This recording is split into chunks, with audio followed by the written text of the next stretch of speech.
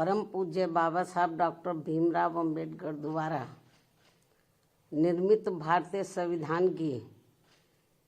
75 वर्षों की गौरव यात्रा पर इस वर्ष भी संसद में काफ़ी गर्म चर्चा चल रही है और इस चर्चा का महत्व व उसकी उपयोगिता आदि तभी संभव है जब खुले मन से ये स्वीकार किया जाए कि क्या शासक वर्ग मानवतावादी व कल्याणकारी संविधान की पवित्र मंशा के हिसाब से यहाँ देश के करोड़ों लोगों को रोजगार एवं न्याय तथा आत्मसम्मान एवं स्वाभिमान का जीवन दे पाया है। क्योंकि भारत का संविधान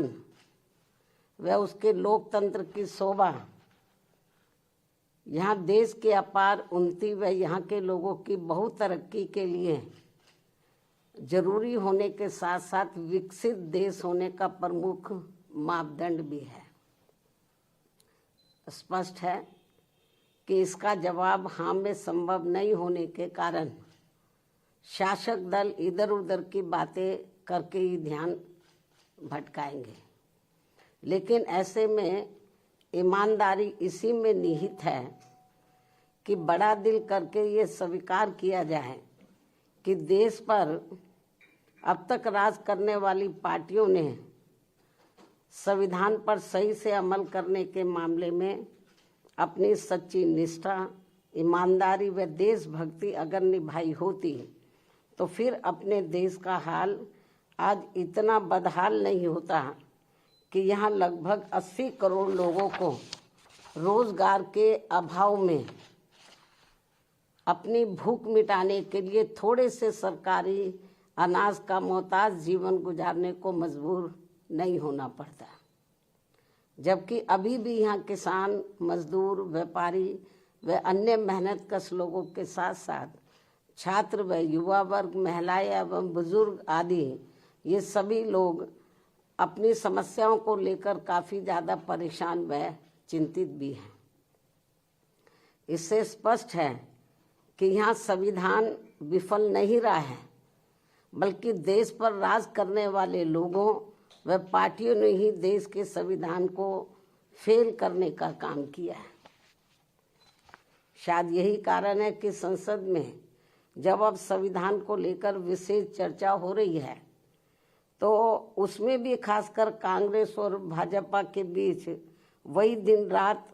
24 घंटे के वही घिसे पिटे पुराने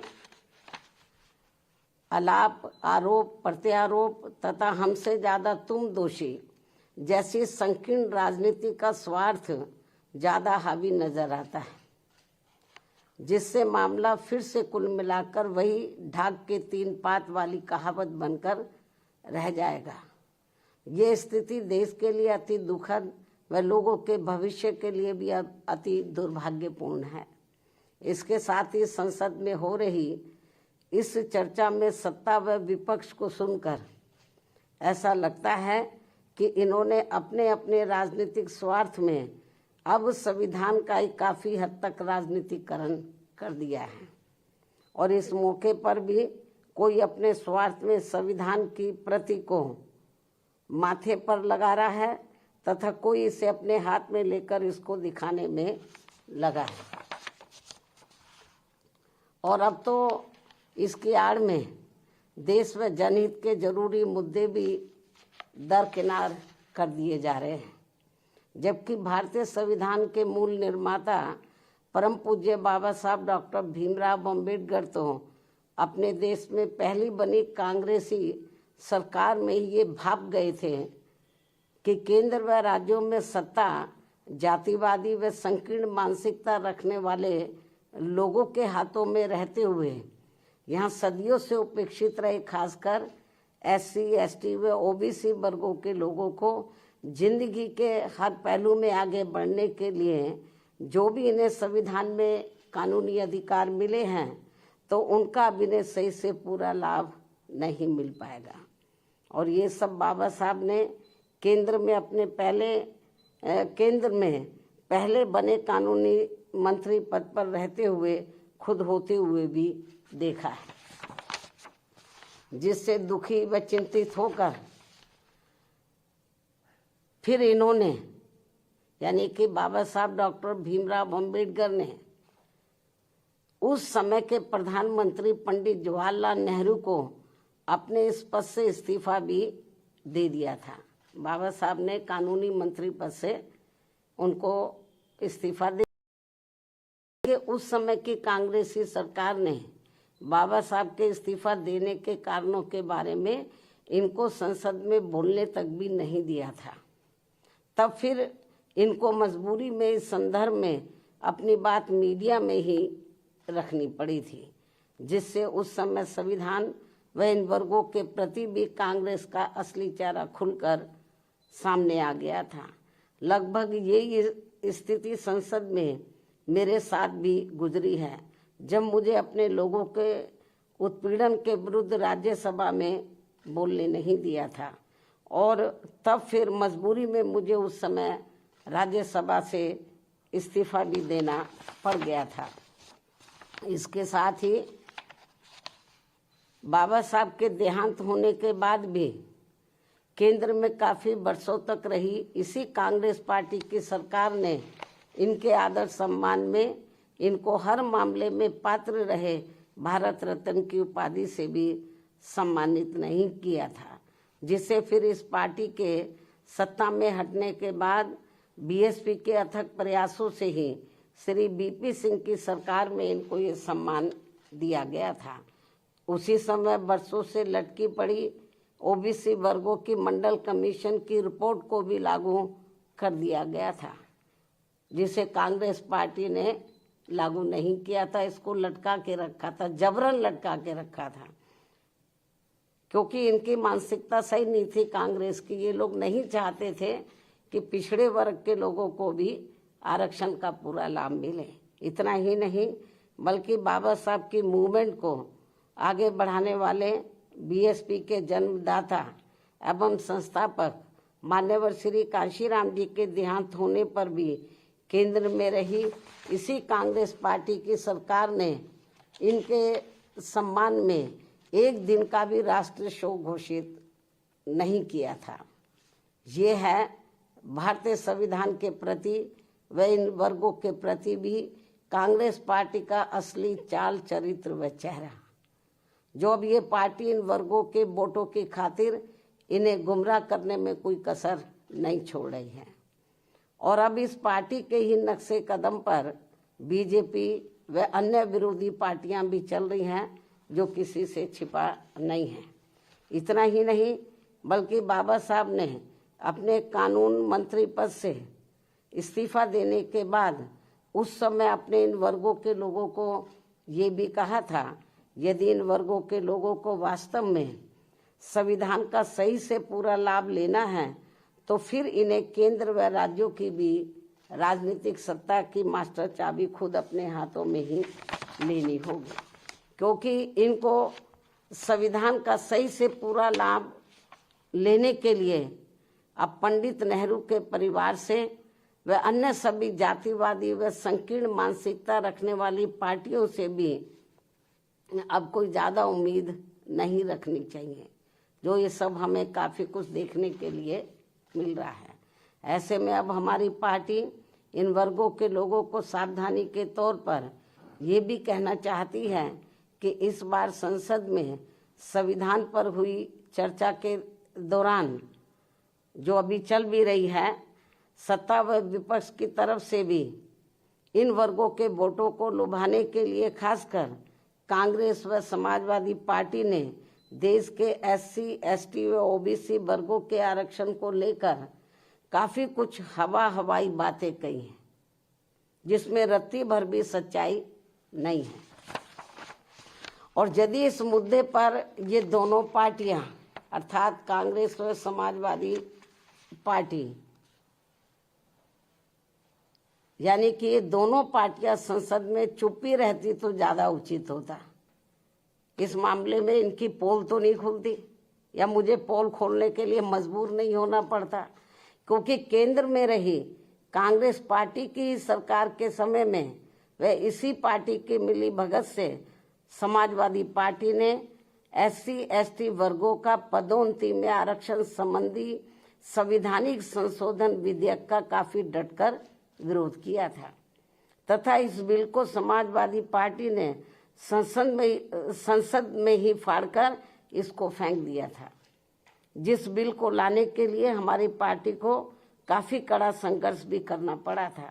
जो ये बिल अभी तक भी संसद में लटका पड़ा है। इससे बीजेपी की भी आरक्षण विरोधी मानसिकता साफ झलकती है, जो इसे पास कराने के कतई भी मूड में नहीं है।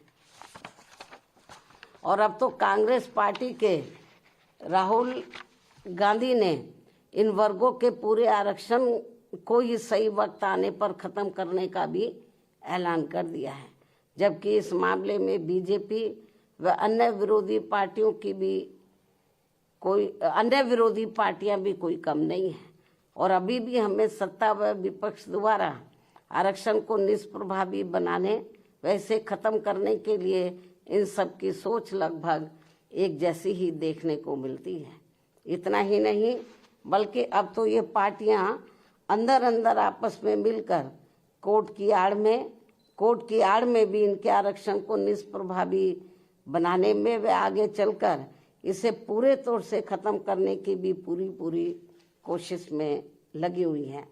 जिनसे इन वर्गों के लोगों को हमेशा सावधान रहना है, क्योंकि इसके अनेकों उदाहरण इन वर्गों के सामने हैं। इसके साथ साथ देश में सर्व समाज में से गरीब, असहाय व बेरोजगार लोगों को भी रोटी रोजी के साधन ना के बराबर ही मिल रहे हैं।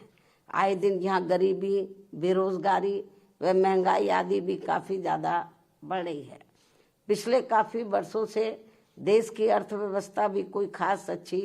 नहीं चल रही है। ऐसे में अब वर्तमान भाजपा सरकार द्वारा भी जो किस्म किस्म के संकल्प लिए जा रहे हैं, कल भी उन्होंने अपने कुछ संकल्प दोहराए हैं, तो उनसे अब देश की जनता को कोई विशेष लाभ होने वाला नहीं है। इसके साथ ही अब मैं देश के संविधान में सत्ता व विपक्ष द्वारा अब तक किए गए असंख्य संशोधनों के संदर्भ में भी ये कहना चाहूंगी कि यदि सरकार द्वारा संविधान में संशोधन अपनी पार्टी, यानी कि जो उनकी पार्टी जो भी सरकार संशोधन लाती है, यदि सरकार द्वारा संविधान में संशोधन वे अपनी पार्टी या किसी विशेष व्यक्ति या संस्था आदि को फायदा पहुंचाने के लिए किए जाते हैं, यदि सरकार द्वारा संविधान में संशोधन वे लोग अपनी पार्टी या किसी विशेष व्यक्ति या संस्था आदि को फायदा पहुंचाने के लिए किए जाते हैं, तो उसका फिर हमारी पार्टी कभी भी समर्थन नहीं करेगी, अर्थात उसका डटकर विरोध करेगी। और यदि इसके विपरीत संविधान में संशोधन देश में आम जनहित में किए जाते हैं, तो तभी फिर हमारी पार्टी उनका पूरे तय दिल से समर्थन करेगी। हालांकि इस मामले में कांग्रेस व बीजेपी के नेतृत्व में अनेकों बार बनी केंद्र की सरकार में खासकर SC/ST व OBC वर्गों के हितों की जो इनकी उपेक्षा की गई है, जिसके अनेकों उदाहरण हमारे सामने हैं, ये अति दुख की बात है। इसमें इनकी इन वर्गों के प्रति हीन व जातिवादी मानसिकता भी साफ झलकती है, जो अब ये आगे नहीं होना चाहिए। और इनके ऐसे जो भी मामले अभी तक भी लटके पड़े हैं, उन्हें जल्दी संसद में लाकर पास भी कराना चाहिए। इसके साथ ही इन वर्गों के आरक्षण को निष्प्रभावी बनाने के लिए जो आए दिन आरक्षण के साथ छेड़छाड़ की जा रही है, तो उन पर भी रोक लगाने के लिए इसे संविधान की 9वीं अनुसूची में जरूर डालना चाहिए। संक्षेप में अब हमारी पार्टी का यही कहना है कि हर वर्ष संसद में संविधान पर चर्चा कराने के साथ साथ ये भी उचित होगा कि सत्ता व विपक्ष को देश व आम जनहित में तथा जाति व धर्म से भी ऊपर उठकर बाबा साहब द्वारा निर्मित किए गए अपने बेहतरीन संविधान पर, अपने देश के बेहतरीन संविधान पर अपनी पूरी ईमानदारी व निष्ठा से अमल करना चाहिए तथा इसकी आड़ में इन्हें अपनी राजनीतिक रोटी नहीं सेकनी चाहिए। इस खास सलाह के साथ ही अब मैं अपनी बात यहीं समाप्त करूं, लेकिन इससे पहले हमारी पार्टी एक देश एक चुनाव को लेकर वर्तमान भाजपा सरकार द्वारा 1-2 दिनों में लाए जाने वाले इस विधेयक का भी स्वागत करेगी। वैसे भी हमारी पार्टी गरीब व मजलूमों की ही पार्टी है और हमारी इस पार्टी के संगठन व चुनाव आदि भी इन्हीं के ही बलबूते पर चलाए जाते हैं व लड़े जाते हैं। जो गरीब मजलूम लोग हैं तो उन्हीं की आर्थिक मदद से, उनके तन मन धन से, उनकी मदद से ही पार्टी का संगठन चलाया जाता है, चुनाव आदि भी लड़ाए जाते हैं। क्योंकि हमारी पार्टी इसके लिए कांग्रेस, बीजेपी व अन्य दलों की तरह यहाँ बड़े बड़े पूंजीपतियों व धन्ना सेठों आदि से कोई भी आर्थिक मदद नहीं लेती है। ऐसे में एक साथ चुनाव होने से फिर हमारी पार्टी पर इन सब मामलों में बहुत कम खर्च का बोझ पड़ेगा। साथ ही इससे जल्दी चुनाव आचार संहिता ना लगने की वजह से भी जनहित के कार्य ज़्यादा नहीं रुकेंगे। इसलिए हमारी पार्टी का ये मानना है कि इस मुद्दे की आड़ में कोई भी राजनीति करना ठीक नहीं है। अर्थात इस मामले में सभी पार्टियों को दलगत राजनीति से ऊपर उठकर देश व आम जनहित में कार्य करना चाहिए, तो ये बेहतर होगा, उचित होगा। इस सलाह के साथ ही अब मैं अपनी बात यहीं समाप्त करती हूँ। धन्यवाद। जय भीम व जय भारत।